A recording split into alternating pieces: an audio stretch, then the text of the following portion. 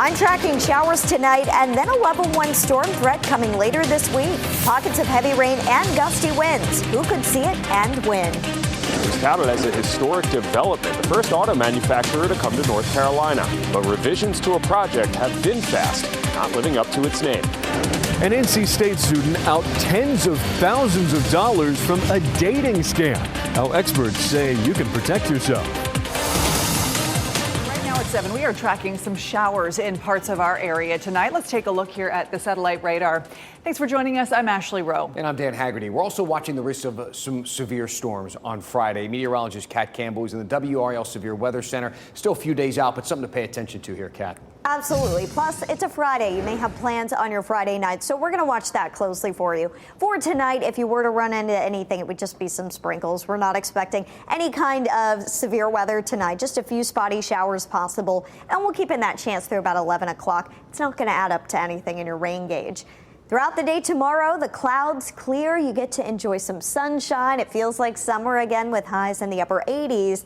The issue with that is that warm air helps to energize the atmosphere. And that's one of the concerns that we have on Friday. We've got this approaching cold front. It will weaken as it moves closer, but with the front nearby during the afternoon, it could spark some thunderstorms, and some of those could be strong to perhaps severe. The primary threat with this setup would be damaging wind gusts. We can't rule out some hail as well, but I really think wind gusts would be the main concern. A level 1 out of 5 severe weather threat is in place for most of North Carolina on Friday, and we need some rain. I'll have a closer look at how much rain could fall coming up.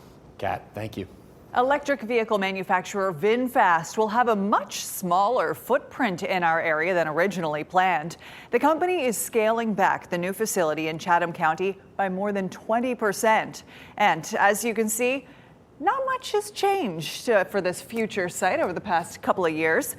WRAL's Sean Gallagher explains this project has already seen delays. Giant construction vehicles continue pouring into the VinFast site, but real construction is yet to be started.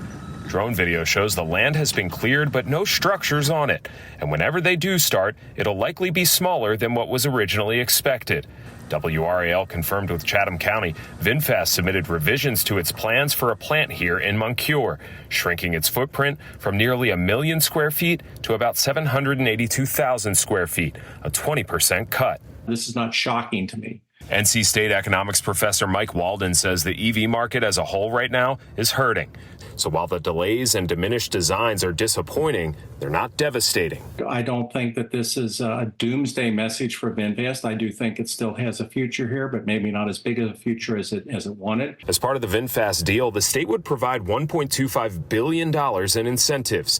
But there's a safety net there for taxpayers. Those are contingent upon employment goals being set. So if VinFast with this cutback is going to cut back on employment, those incentives will be recalibrated. Chatham County says VinFast hasn't made them aware of any changes about their $4 billion capital investment or the goal of creating nearly 7,500 jobs. And in an earnings call Wednesday, VinFast said it's still on track to start operations and hire a lot of workers by the end of next year. Chatham County declined an interview today, but said permits have been issued for retaining walls, which are under construction, and they've also issued permits for generators as well on site, which makes it appear that everything is still moving forward. In Moncure, Sean Gallagher, WRAL News. We now know the names of three, we should say, of the 4 people who were shot in Sampson County. 18-year-old Tobias Darden died. 21-year-old Armin Fajan, 17-year-old Amari Butler, and a 16-year-old whose name has not been released were all 3 hurt. This is breaking news we covered for you yesterday. A bullet-riddled car was in the parking lot of the Sampson Regional Medical Center in Clinton. The 4 victims were transported to the hospital in private vehicles. We're told the shootings happened on Boykin Road, which is just outside of Clinton. Investigators say it's really too early in the investigation to say the incident was gang-related, but it is possible. They had to have something that brought them all together that led to this activity. It just didn't happen overnight. They've had to be involved in something all along. You just don't wake up one morning and all of a sudden something like this just happens. We're told the 3 survivors continue to recover at Sampson Regional Medical Center in Clinton. A 17-year-old is charged with murder after a stabbing outside a Raleigh Walmart. This unfolded yesterday afternoon at a bus stop in the New Bern Avenue Walmart parking lot. The man was stabbed and then taken to Wake Med with serious injuries where he later died. Police are not releasing the names of the victim or the teenager now in custody. The 21-year-old Clayton man charged with secret peeping at a Greenville Target is now facing more charges. We first showed you this video yesterday of a woman confronting Thomas Ryan Elliott for videotaping under a shopper's dress. Well, Greenville police reviewed Target's security footage and charged Elliott with 2 additional secret peeping charges. Elliott was booked in Johnston County Detention Center on a $20,000 bond. We are learning more about a crash that left a car on its side on Edwards Mill Road in Raleigh during rush hour. Officials say the driver of the car rear-ended an SUV and ended up upside down. The driver of the white car had to be cut out of the vehicle. They were taken to the hospital with minor injuries. No one else was hurt. Campbell University will need a new leader. University President J. Bradley Creed informed the school's trustees today that he plans to retire in the summer of 2025. That will mark 10 years in the role for him. Creed helped the school to navigate the pandemic and was part of the largest fundraising campaign in the school's history. The Board of Trustees will lead a national search now for his replacement. Diversity, equity, and inclusion policies and jobs could be scrapped at schools right across the UNC system. A Board of Governors committee unanimously voted to take the changes up to the full board for a decision. UNC Chapel Hill students we spoke with say DEI policies and jobs have benefited their college experience. Junior Camila Perez wants to see them stay. And I really hope there's a lot of open discussion in regards to the benefits that DEI brings and any programs like that. Just because right now I feel like there's so much stigma and there's so many stereotypes. The entire Board of Governors could take up the changes next month.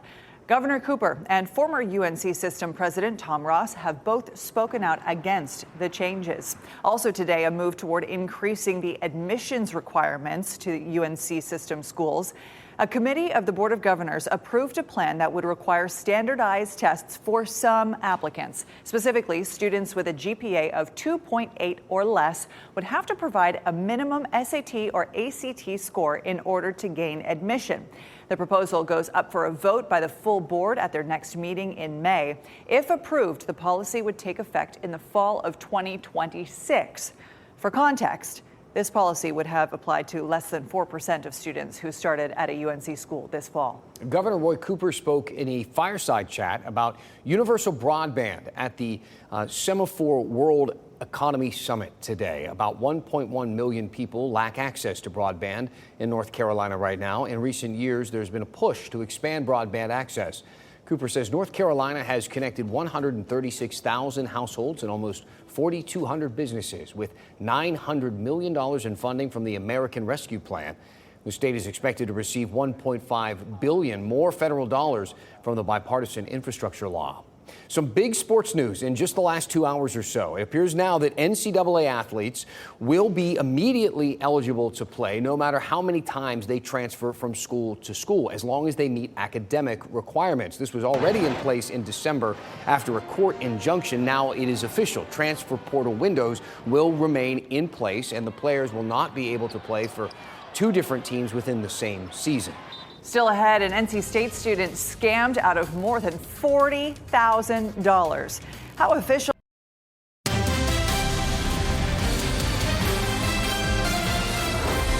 If you think you're having a bad day, listen to this guy. An NC State student is out tens of thousands of dollars after university police say they fell victim to a global dating agency scam. Wow. So we're talking about the equivalent of 41,000 US dollars. WRAL's Eric Miller explains that federal officials are now involved in this local case.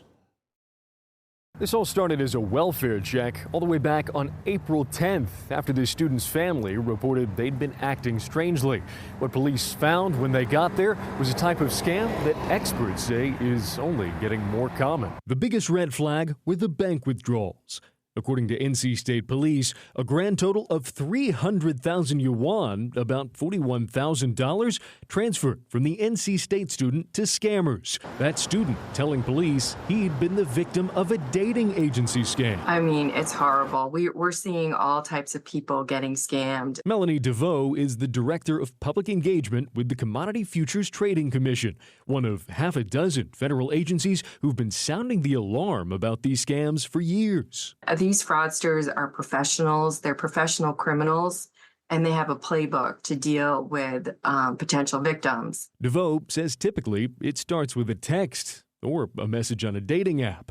Scammers then moving the conversation to an encrypted messaging service like WhatsApp. And from there, it's off to the races. They develop a long-term relationship with a person, and then eventually they bring up the idea of investing in cryptocurrency. According to data from the CFTC, these scams exploded in popularity in 2020, and numbers have steadily increased from there, costing Americans $3.5 billion last year alone.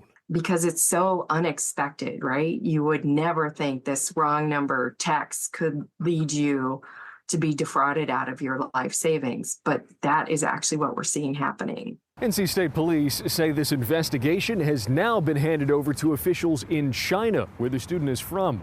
We'll bring you updates as the case develops. In Raleigh, Eric Miller, WRAL News.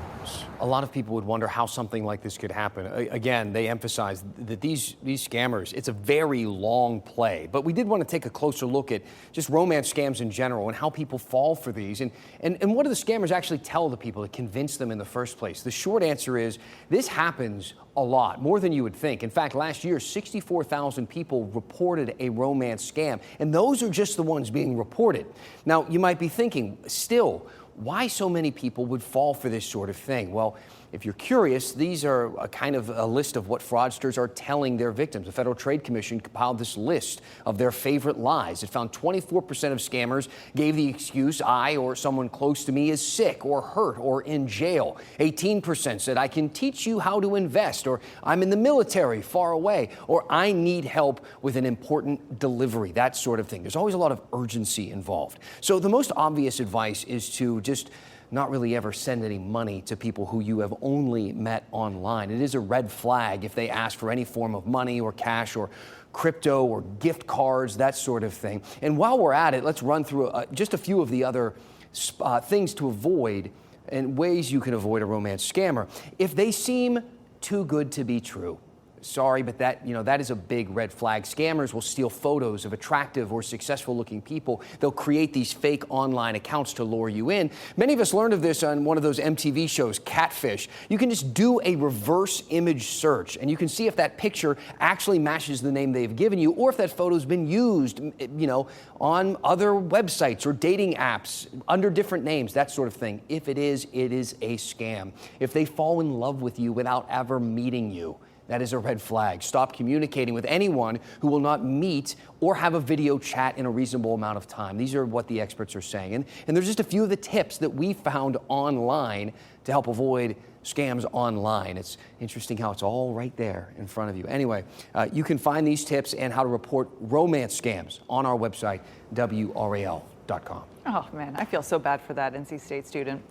Dreamville Festival is going beyond the music scene. During the two-day concert, organizers teamed up with a group to help save lives. The nonprofit This Must Be the Place trained festival goers on how to respond to fentanyl overdoses and passed out Narcan. We're learning 1,700 people signed up for the 3-minute training and are now ready to help someone in desperate need. They know they might be around somebody. They might just be fed up with hearing about fentanyl overdoses, and now they're willing to do something, or they're just people that truly care. This kind of training at festivals gives staff a chance to reach tons of people at once, and afterward, those trained might save a life one day. 3 area hospitals are being recognized as some of the country's best hospitals for maternity care. UNC Rex, Wake Med Raleigh, and Wake Med Cary were ranked as hospitals achieving excellent outcomes for Black patients. The U.S. News rankings specifically looked at C-sections and unexpected newborn complications. North Carolina had more hospitals recognized than any other state. That's a nice thing to have here at home. Meteorologist Kat Campbell is tracking your forecast. Looking pretty cloudy out here in Durham, Kat. A lot of clouds today. We were stuck under the blanket of clouds. That kept most of us in the upper 70s to lower 80s. The issue is we just didn't get any rain out of the clouds. A few sprinkles here and there, but we need the rain, especially given that most of us are just starting our gardening for the season. April rainfall has been just over ½ an inch, and that's more than an inch below normal for this point in the month. So we really need any rain we can get.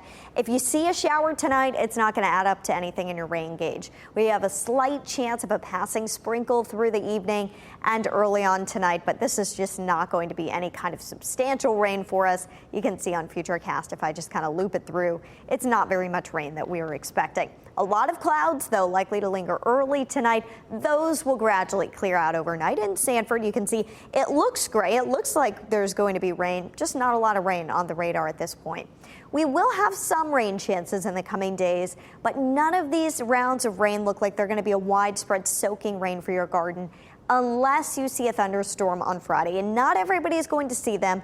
There'll be scattered storms, and they could be intense storms that move through on Friday. Saturday looks dry, and then late Sunday and early Monday, we've got a round of some rain possible. But that one looks like a pretty light round of rain as well.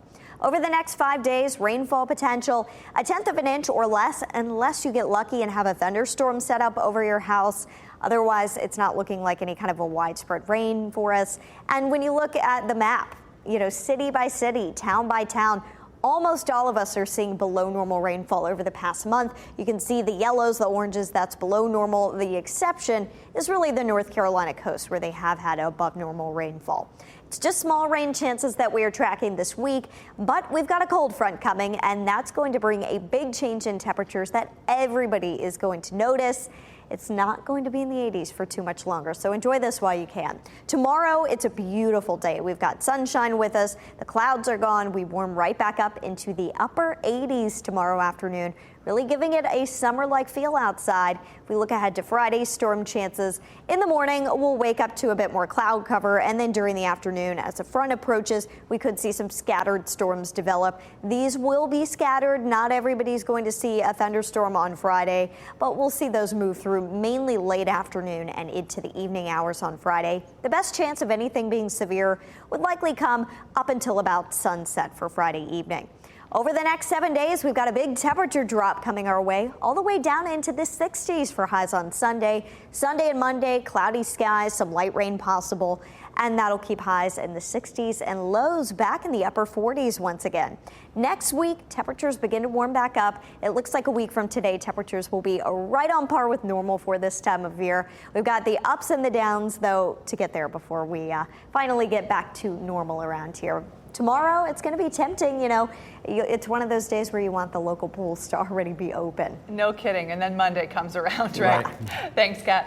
So can you guess how many pounds of litter was picked up from the Raleigh Crabtree Creek last weekend? We're talking shoes and shopping carts. They even found a microwave, if you can believe it. The answer on the other side of the break.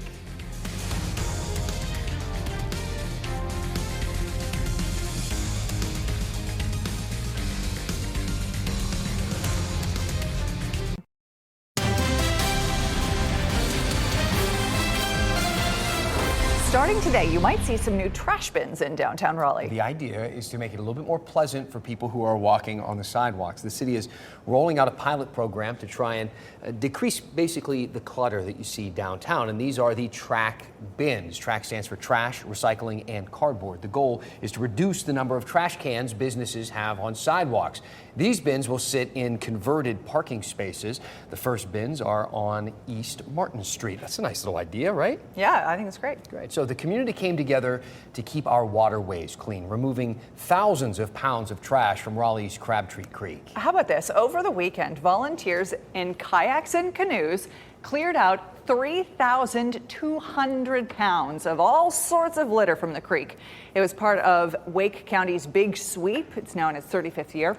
Among items collected, we're talking about signs, shopping carts, shoes, tires, even a microwave. Jeez. The group organizes dozens of cleanup events each year, tackling creeks, lakes, and parks, and we are grateful for all that they do. We really are. Great work, everybody. We got Yeah. Earth Day coming up here in a week or so. So something everybody can think about. Pick up some litter when you see it. Yep. Hey, today marks 100 days until the start of the Summer Olympic Games Can you in believe Paris. it's almost here, if you can believe it. So Olympic venues in Paris and elsewhere in France are getting ready to welcome the biggest sporting event in the world. Of course, the biggest one this summer. The Games will bring together more than 10,000 athletes from more than 200 countries. And NBC and Peacock are going all out. They're going to air unprecedented Olympic coverage that will include daytime live broadcasts of swimming, gymnastics, and track and field events. It is cool that they're able to kind of show everything, you know, when it's happening on all these different platforms. Liz McLaughlin's going to bring you live coverage from Paris starting